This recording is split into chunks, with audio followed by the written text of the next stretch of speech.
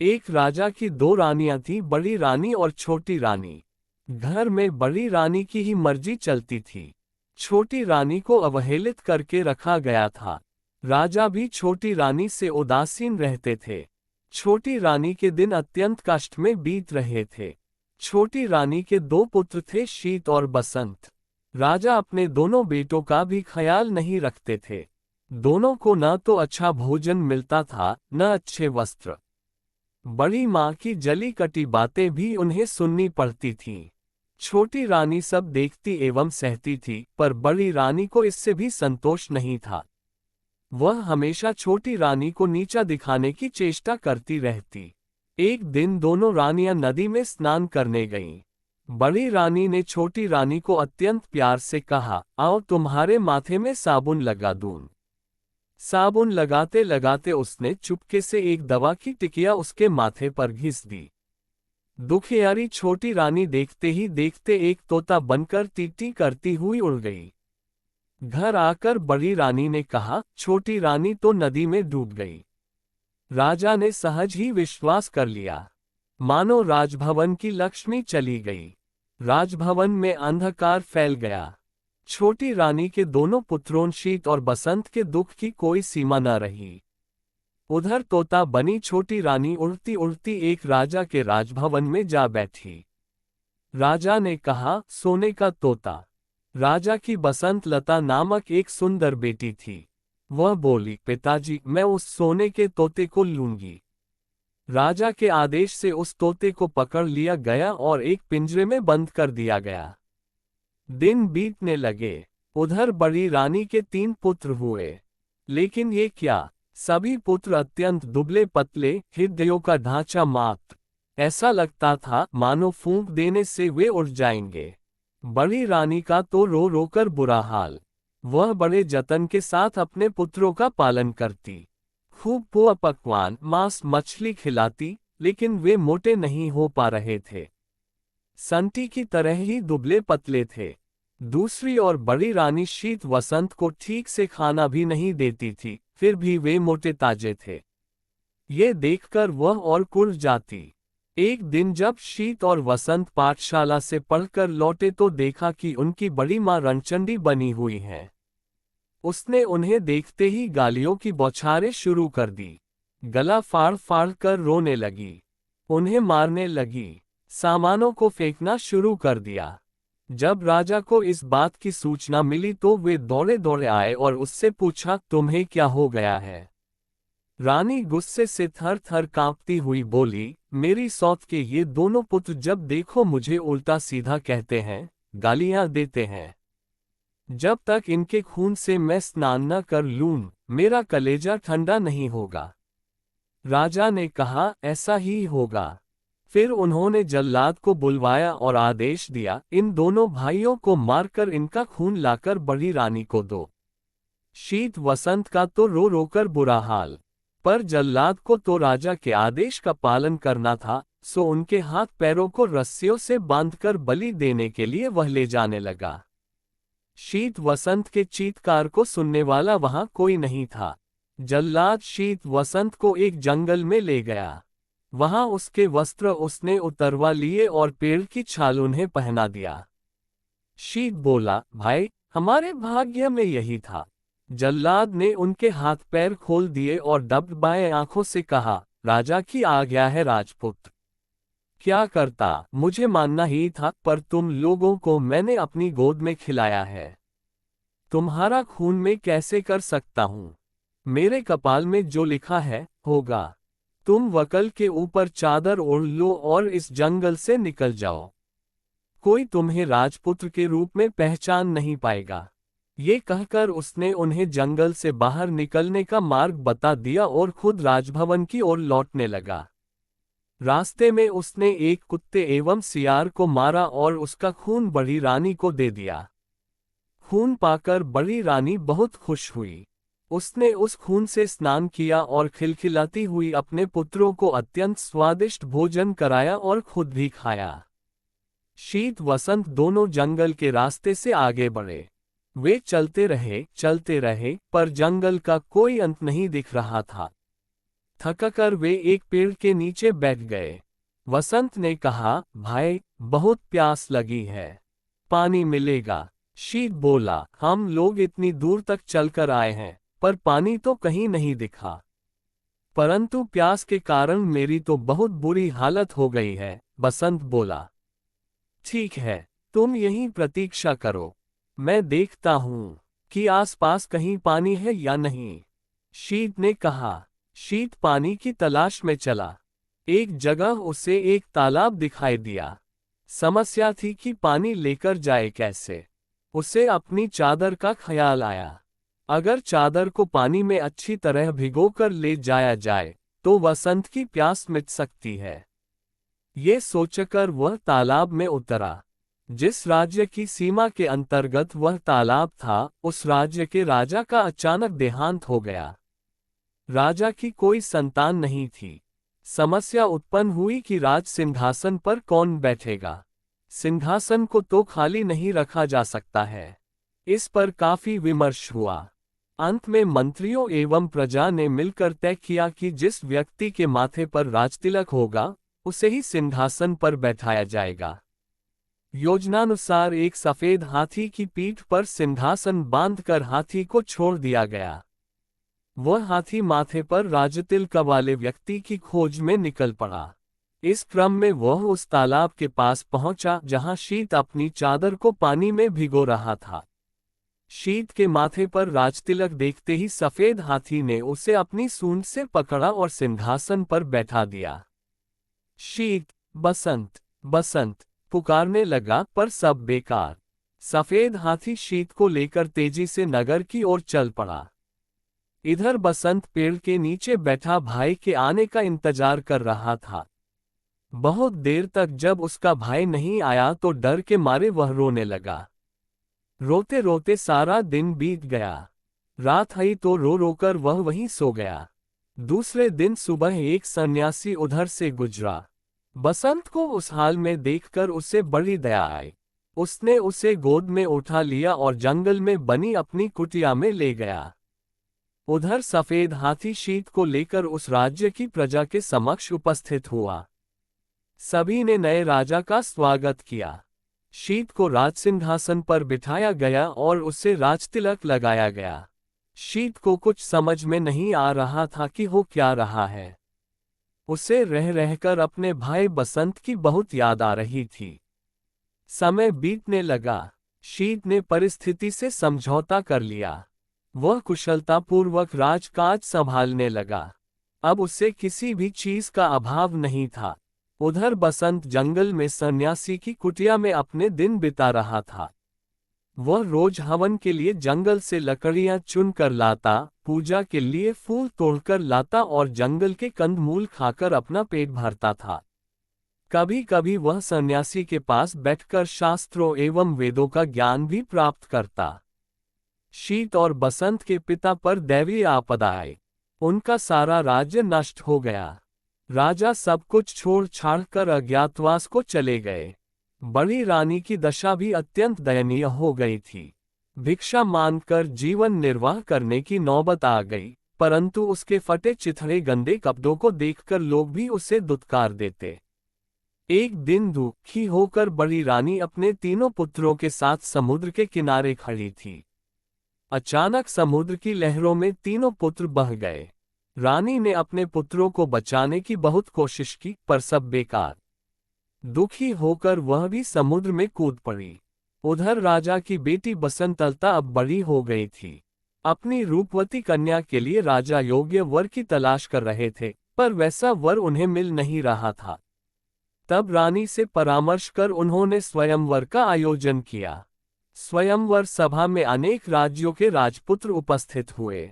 राजा ने घोषणा की कि सारे राजपुत्र अपने आसन पर बैठेंगे और बसंतलता हाथ में माला लेकर सभी के सामने से गुजरेगी।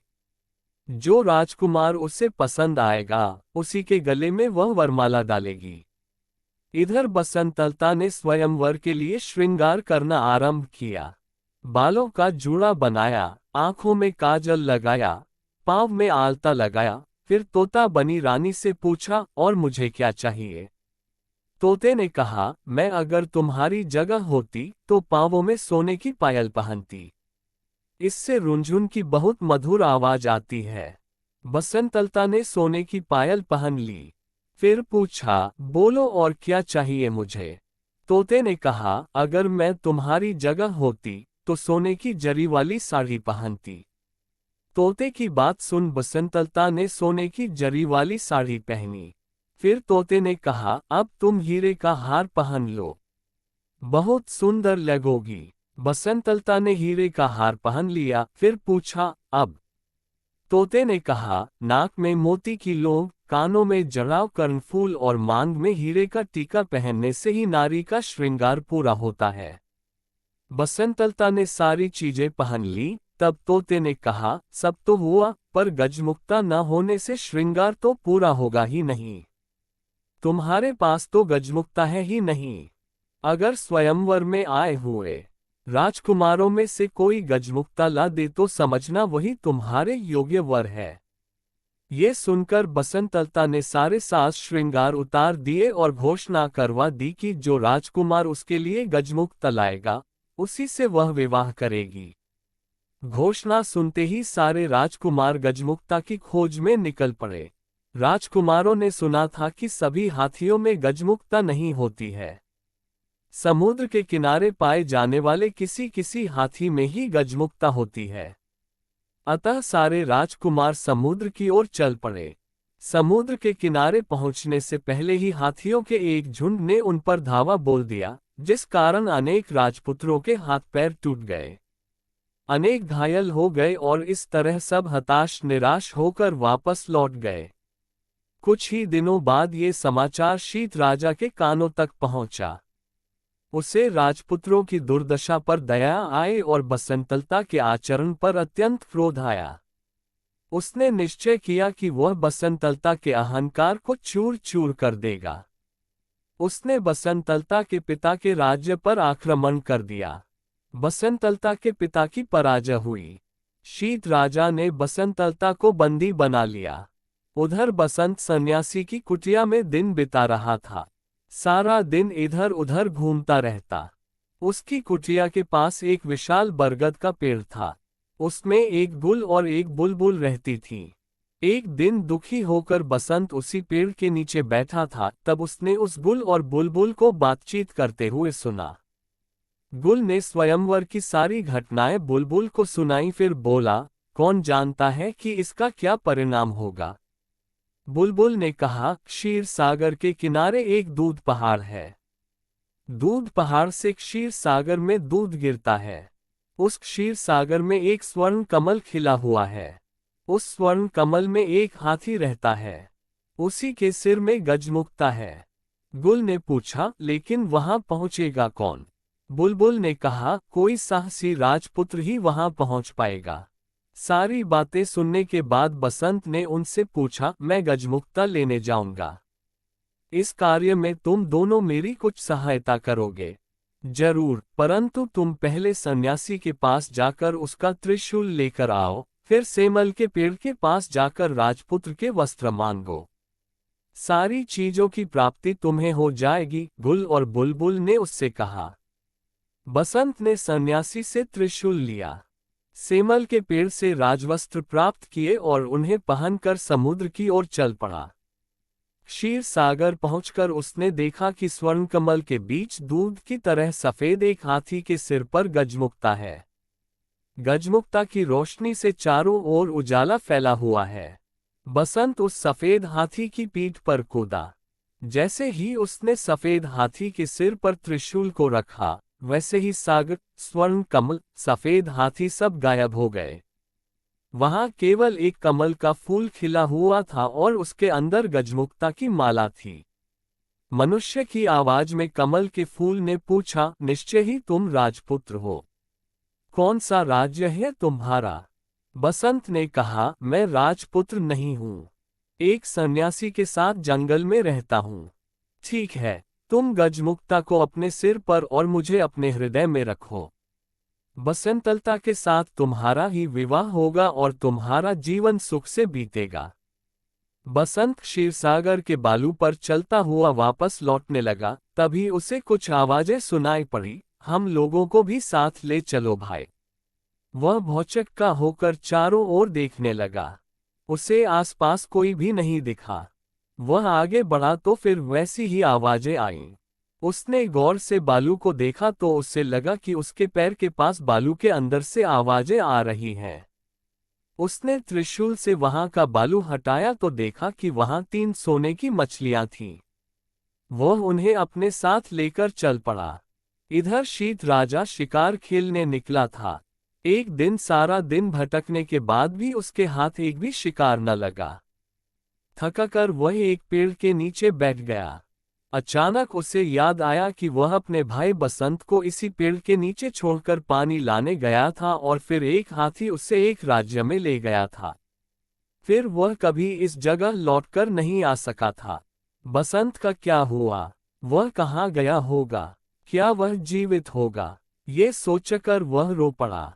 अपने राजभवन में लौटने के बाद भी वह केवल बसंत के बारे में सोचता रहता। बसंत गजमुक्ता लेकर बसंतलता के राज्य में गया तो वहां उसे पता चला कि शीत राजा बसंतलता को बंदी बनाकर अपने राज्य में ले गया है। बसंत सीधा शीत राजा के राजभवन में पहुंचा। राजा के अंगरक्षकों को 3 सोने की मछलियां देकर कहा, अपने राजा से कहो कि बसंतलता को छोड़ दें। लेकिन शीत राजा तो अपने भाई के शोक में डूबा अपने कमरे का दरवाजा बंद कर अंदर बैठा हुआ था। राजा की आज्ञा की प्रतीक्षा में बसंत 7 दिनों तक हाथ में त्रिशूल लिए, सिर पर गजमुक्ता रखे राजमहल के सामने बैठा रहा। 8वें दिन शीत राजा थोड़े सामान्य हुए तो दासियां सोने की मछलियों को काटने बैठी। लेकिन आश्चर्य, मछलियां बोल उठी, हमें न काटो, हम राजा के भाई हैं।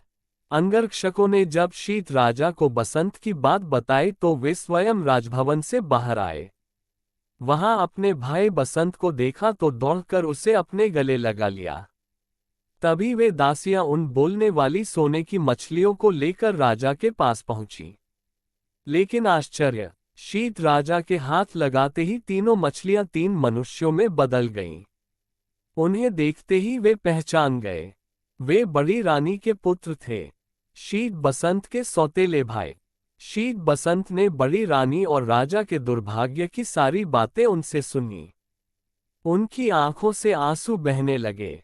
पांचों भाई आनंदपूर्वक राजभवन में रहने लगे। शीत राजा अपने भाई बसंत के विवाह की तैयारियां करने लगा। उसने बसंतलता के पिता के पास समाचार भेजा कि उन्हें मुक्त किया जा रहा है। पिंजरे के तोते ने बसंतलता को खुशखबरी दी, गजमुक्ता लेकर राजपुत्र आ गया है। बसंतलता बोली, जानती हूँ। उसी समय एक दासी दौड़ती हुई आए और उसने प्रसन्नतापूर्वक कहा कि गजमुक्ता लाने वाले राजपुत्र राजा शीत के ही भाई हैं। बसंतलता बहुत खुश हुई। उसने तय किया कि वह अपने प्रिय तोते को आज अपने हाथों से स्नान कराएगी। उसने कपिला गाय के दूध में कच्ची हल्दी को पीसकर दूध में मिलाया और उससे तोते को स्नान कराने लगी। इस क्रम में बसंतलता के हाथ से तोते के माथे की दवाई पुछ गई। देखते ही देखते तोता एक सुंदर नारी बन गया। बसंतलता ने आश्चर्य से पूछा, तुम कौन हो, परी या देवी? वह बोली, मैं राजरानी हूँ। शीत और बसंत मेरे ही बेटे हैं। उसके बाद उसने अपने साथ घटी सारी बातों को उसे बता दिया।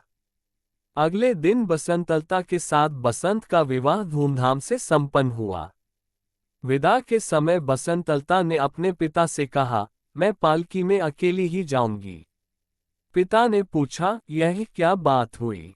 बसंतलता बोली, मैंने प्रण लिया है कि सुबह प्रार्थना के समय अकेली रहूंगी।